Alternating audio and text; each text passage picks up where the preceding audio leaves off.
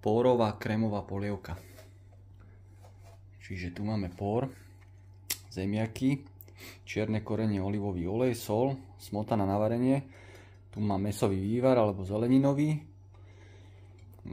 petržlenová vňaťka, bobkový list, cesnak a takú menšiu cibulu.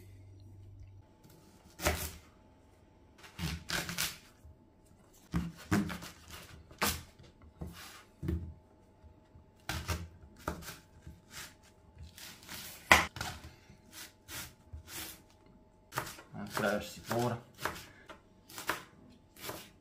cibulu,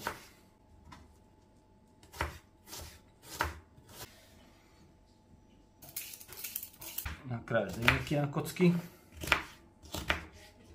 dáš si olivový olej, cibulu aj s pórom, to polopekáš, kým nezmekne pór, pretlačíš cesnak dovnútra, dva strúčiky, dáš čierne korenie, sol, premiešaš, poopekáš minútku, vstupné zemáky,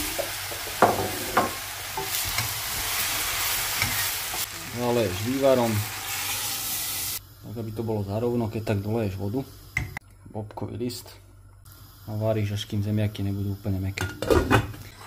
Zemiaky sú pekne mäkké, vybereš bobkový list a rozmixuješ to celé. Naleješ smotanu.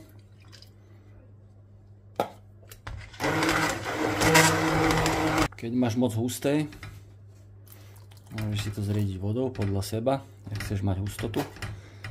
A takto to ešte povaríš 10 minút. Môžeš si k tomu upražiť na oliváči chleba. Hodíš vňaťku a máš hotovo.